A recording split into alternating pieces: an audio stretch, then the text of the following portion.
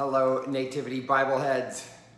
It is Dr. Wayne coming at you with your Sunday morning Power Bible Study. Hope everybody's doing okay today. Yeah, I hope you haven't had too much of Dr. Wayne. I know I gave the sermon. I like to use the gospel text for the sermon. Well, on my PhD was the New Testament Gospels, so it's like I got to use that. But I love teaching this too. So you might just end up getting two sermons from me. Yeah. We're in Exodus chapter 3. Remember, we started our journey through Exodus. I think we're going to have like nine consecutive weeks of Exodus.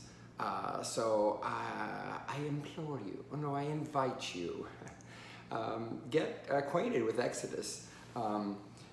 Last week we went through Moses' birth, and he was the child of the priestly tribe, what would become the priestly tribe, and it's a miraculous saving. The fact that he was even survived, and then he got the the blessing, shall we say, of his mother suckling him, even though she had given him up. So today in chapter 3, when it's kind of curious though, when you look at last week's reading, and this week, chapter 3, verse 1, here it is. Moses was keeping the flock of his father-in-law, Jethro, the priest of Midian. Wait, what? I thought he was in Egypt, and he would, a lot happened in from verses, 11 through 25. He grew up. He sees two of his own Hebrews fighting. He ends up killing somebody. And so he's basically on the lam. Moses killed a guy, he's on the lam. Now he's in Midian. Where's Midian? From Egypt, you go east. There you go. It's like southern Sinai, maybe even a little farther east. We don't know for sure. It's just a big, amorphous area there. But anyway, there's a lot that's going on here. It's like, look, Moses' father-in-law, so he's gotten married. Anyway, we're not going to go through all that, but because what happens today is very, very important, and we can't dawdle on these little details in between. I'm in the middle of verse 1 of chapter 3. He led his flock beyond the wilderness and came to Horeb, the mountain of God. Horeb is one of the names for Mount Sinai. It's only the use of the word Horeb for this mountain is distinctly from the northern traditions, the northern tribes, the Elohist tradition. If you're familiar with that theory of the Old Testament authorship, it was known as a place for divine interaction. That's why it's called the Mountain of God. But here's what we want to get about Moses and what's going on here. He's not looking to meet God. Remember, he's on the lam. He's just living his life shepherding. Shepherding, isn't that an interesting, that's an interesting little thing. Yeah, shepherding. Yeah, David was a shepherd too. Yeah, shepherding becomes a metaphor for what kings do, what God does, it's the idea that you care for. You have something in your care, and you are charged with keeping that care. Moses is going to get charged with a whole lot more care here than just these sheep of his father-in-law Jethro. Okay. Verse 2, we're in Exodus 3, verse 2. There, the angel of the Lord appeared to him. Okay, just stop there. Angel of the Lord. Angel of the Lord. The word angel is the same word for messenger. It means that there's a messenger from God. It takes a form that you can definitely see. You can see an angel. You can see a messenger. There was this belief. It's like a folk belief. We would call it today. What would we call it? An urban myth or something. You know, that kind of thing. Or some people call it, and it's kind of misogynistic, call it an old wives' tale. But the idea was that if you actually could see God, you would die. So God only appears when there's fire and smoke all around to occlude God, because, well, we can't actually see him. But does Moses at some point? Well, stay tuned. Look, an angel of the Lord appeared to him in a flame of fire out of a bush. What? Yeah, in a flame of fire out of a bush. He looked, and the bush was blazing, yet it was not consumed. This is an extraordinary thing. What I want us to get once again, though, is that Moses isn't looking for a divine encounter. He's just doing his job. He's tending the sheep. And he's just in this place, and all of a sudden, oh, look, I like this little correlation, because remember Deacon Martha's sermon last week? She talked about, seeing the divine in the ordinary. And it's like, yeah, that's what Moses did. He wasn't looking for it. He didn't even try. Verse 3, Exodus 3, verse 3.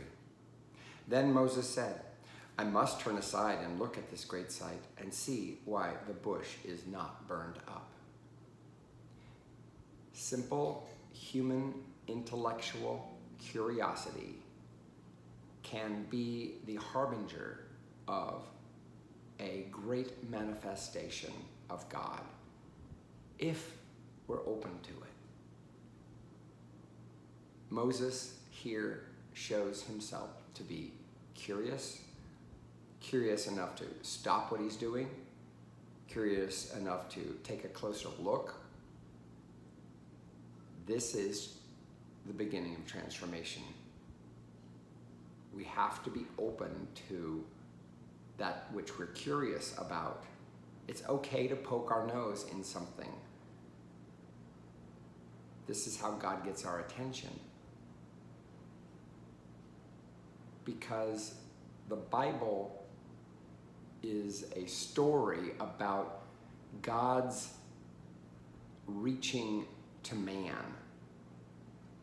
It's not about man reaching to God. By the way, man reaching to God, that's actually the definition of religion. The Bible is not that. The Bible is a story of God reaching to humankind. And that's what we see happening here in verse 3.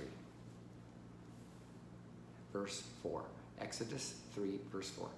When the Lord saw that he had turned aside to see, God called to him out of the bush. Moses, Moses. Got to say it that way, by the way. And he said, here I am. Verse 5. Then he said, come no closer. Remove the sandals from your feet, for the place on which you are standing is holy ground. We don't have a tradition in this country of taking our shoes off when we enter the home. Some cultures have that, like Japan, right? We don't have a lot of, take your shoes off because you're unholy. What is making the ground holy is not that there's something special about the ground. What's special is the occasion. What's special is that God is there. Sometimes it is necessary for us to alter our accoutrement, if you will, what we're wearing, in order to adequately give deference to the fact that we are meeting God here. I think that's the reason why Mom said we had to dress up to go to church when I was a kid. I know that's not a big deal in Arizona, but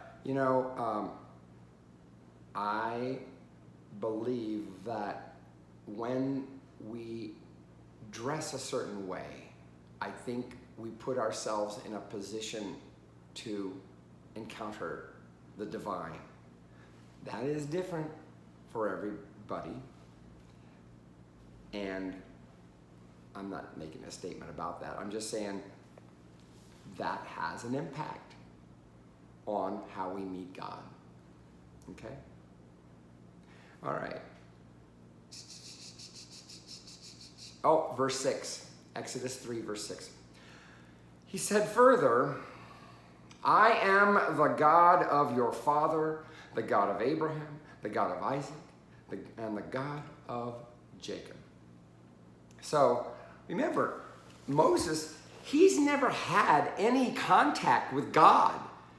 Remember, he was that baby who was put out to sea and he was taken in, he was suckled.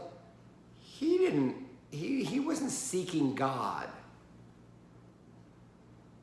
God is interrupting his life. The way God does this, the way God gets things done in the world, is by interrupting our life. We got what we got going on. But you know what? Hello? God's here. All of a sudden, change of direction. Moses was not seeking an encounter with God, especially this God. Really? The God of my ancestors? And Moses hid his face, for he was afraid to look at God. Yeah. And I talked about that a little earlier. Verse 7. Then the Lord said, I have observed the misery of my people who are in Egypt. I have heard their cry on account of their taskmasters. Indeed, I know their sufferings. What took, question, all right, what took you so long? Why the delay? Why has it taken so long? Moses doesn't ask this. We might, because we're like, really? You just now observe that? Yeah, well, the story's got to start somewhere, right? The story's got to start somewhere. I don't think that's a valid question. I don't think it's a relevant question. It's valid. It's a valid question. It's not relevant, though. Indeed, I know their sufferings. Verse 8, Exodus 3, verse 8. And I have come down to deliver them from the Egyptians. Come down. This is that picture of the ancient world where the gods were above. Remember, they had a flat earth idea going on back then. And when you got a flat earth idea going on, it's not difficult to see heaven as that thing that's above, and for God to, when God comes to us, where's God going to go? He's going to go down. There's no other direction to go. If there's a flat earth, and you're above, you're gonna go down. That's the cosmology of the Bible. And it doesn't change. Remember when, was it Newton or, oh, was it? No, it was somebody else, wasn't it? Anyway, the guy somebody who said, you know what, the world's not round, or the world's not flat, it's actually, did you know that the church, when those revelations or those discoveries were put out, condemned it, saying, really?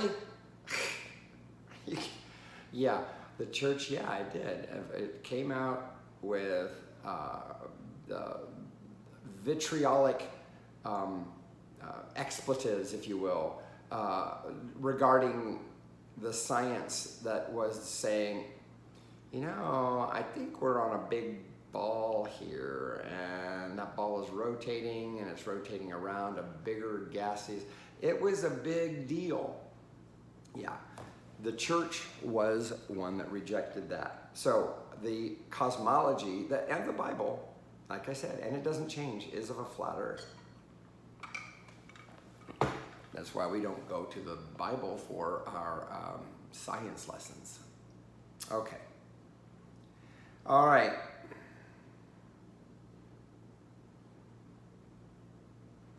Verse 8. Yeah, I was in the middle of verse 8, right?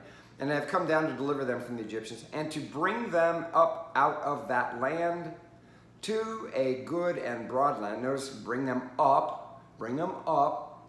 Why? Why would you bring them up? Because when you leave Egypt, Egypt is down low, way low. In the Nile River basin and all of that, low. To leave it, you go up.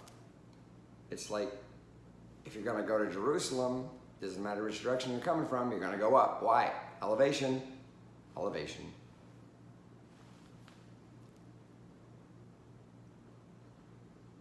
A land flowing with milk and honey. Honey. I have a note here, and it's talking about the fact that the honey refers not necessarily to what like the bees do, but like syrup that you would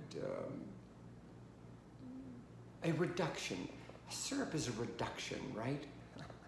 Of like raisins and grapes and that kind of fruit kind of thing that you boil down, a reduction, and you get a syrupy thing, honey.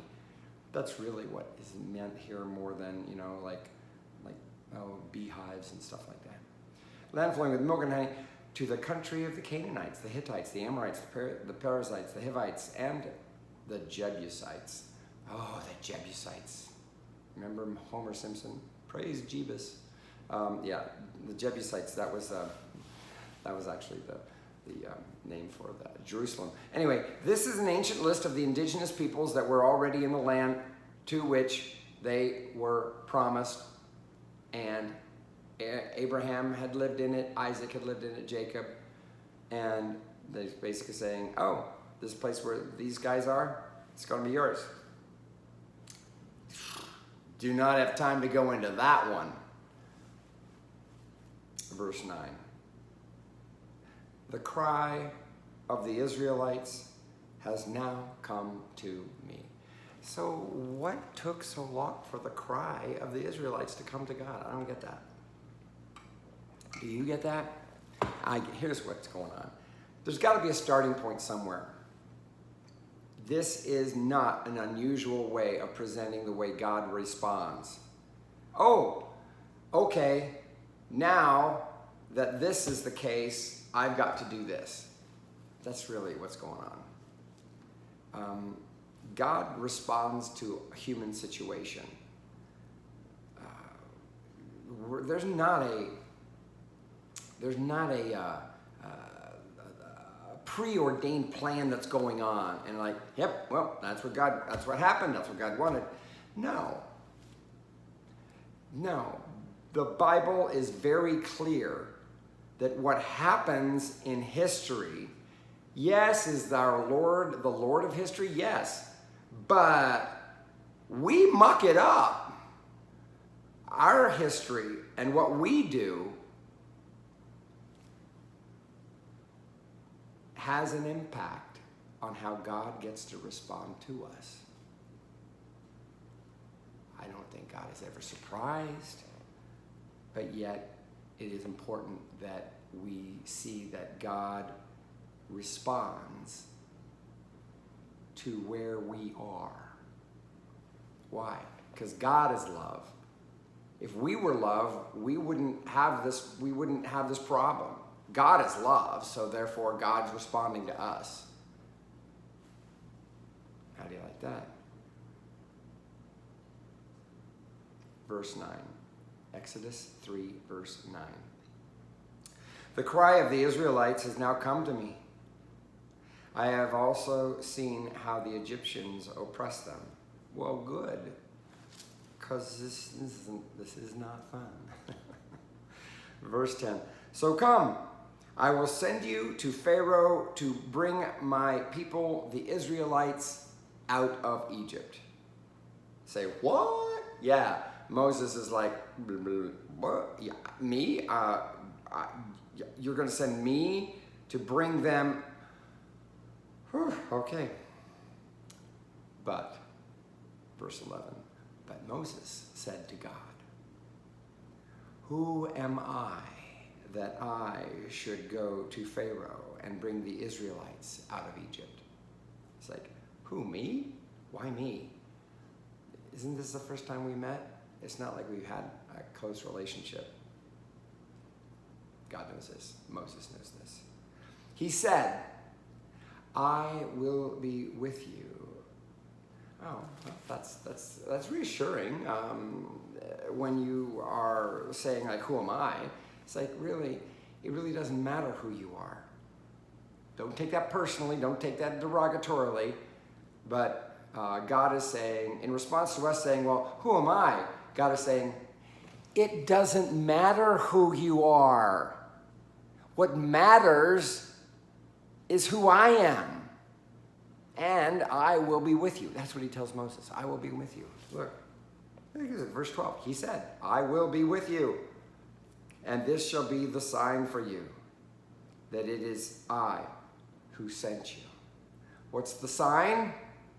When you have brought the people out of Egypt, you shall worship God on this mountain. You got to think about this, though. It's like, that's the sign? The sign is that it's done? The sign is that we're partying? That's what worship was. It was a party. It was a celebration. Yeah. So the sign is not like, oh, you're going to see this happen, and that means everything's going to go well. No. The sign is that what I asked you to do, it's going to get done, and you're going to then party. You're going to celebrate. By the way, this is one of the reasons why celebration, which is essentially that's what worship is, okay? Worship is celebration. Celebration is an integral piece of our recognizing what God has done for us. Celebrating is important. Fellowship and everything that goes along with that, because we think of it as like free food and free drinks. Celebration, the party over what has happened. It's like the wrap party. The wrap party, that they do in Hollywood after a movie's done.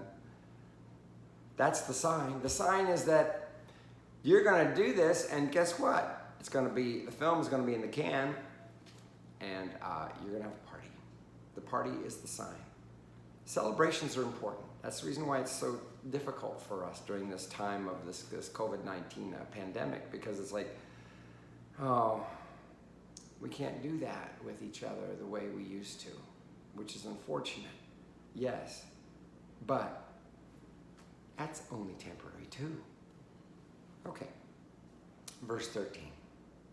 But Moses said to God, if I come to the Israelites and say to them, the God of your ancestors has sent me to you, and they ask me, really, what is his name? This is kind of an interesting question, because if you think about it, they didn't know God's name. How would they know if it was the same God, right? God never revealed the covenant name until, well, it's just about to happen, okay? God had never done that before. So when they say, what is his name? It is not to say, well, we're doing a little fact checking here and make sure that you're telling. No, when they say what is his name, it is his knowing that they're going to ask them the name. That's what you ask. So that deities, if deities didn't have a name, they weren't a deity. Simple as that. If a deity didn't have a name, a deity didn't exist. You had to have a deity's name. Why? You use that deity's name to get stuff, to do things in the name of blah, blah, blah, blah, blah.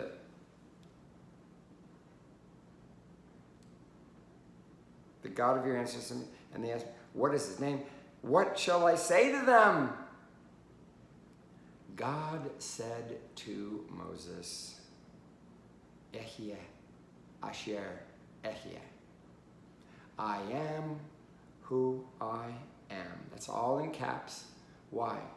Because we know that there are different ways to translate this. Okay. Ehyeh, Asher, Ehyeh. Ehyeh is I am. Asher, who or that. It's like that conjunctive preposition. I am. Ehyeh. I am who I am. The Hebrew verb tenses are very simple.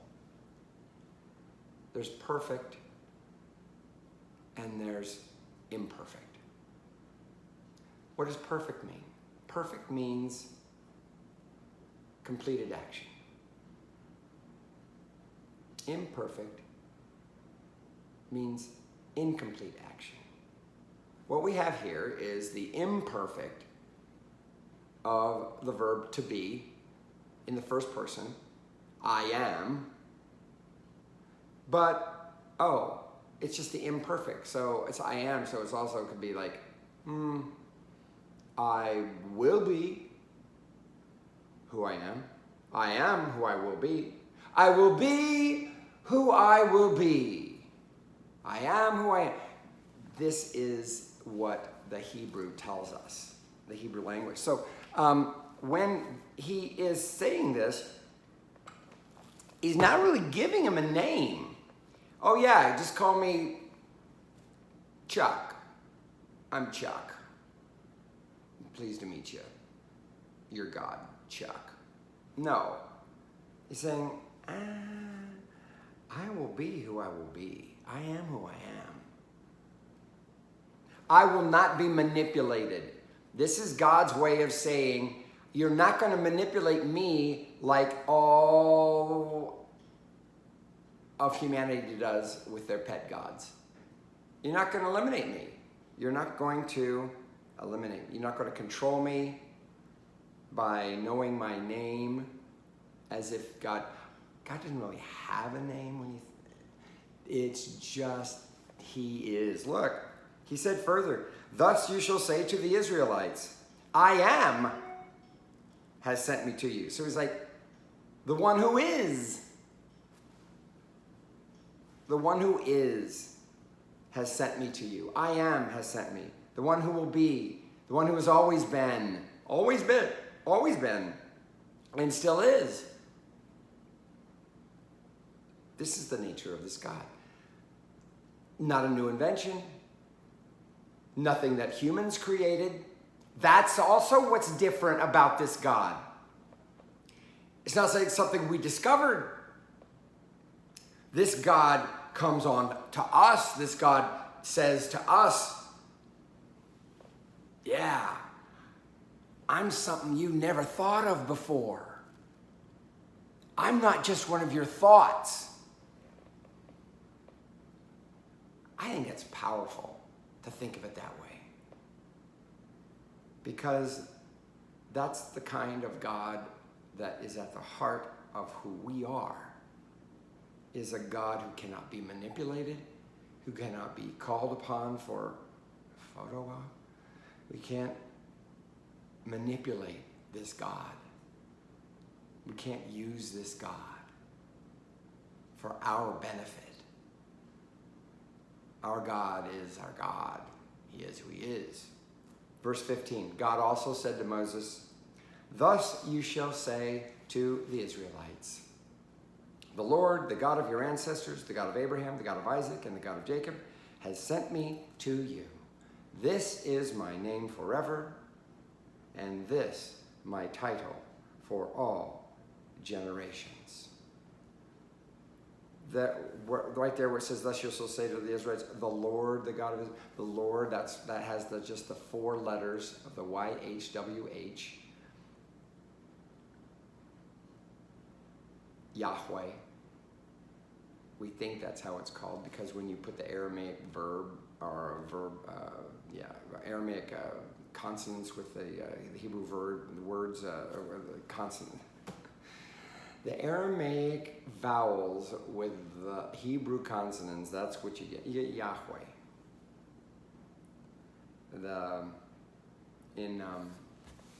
It's not Jehovah.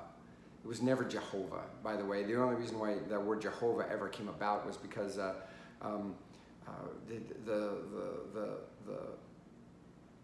Jews, in reading scripture, would never say the name of God. They wouldn't say Yahweh. It's considered too holy. We're not even sure if we're saying it right when we say Yahweh. They would say Adonai instead of the YHWH. The tetragrammaton, 4 consonants, tetragrammaton, the YHWH, name for God. They would say Adonai. What does Adonai mean? Adonai means my Lord. So that is the reason why in our translated scriptures that we see the word Lord in all caps.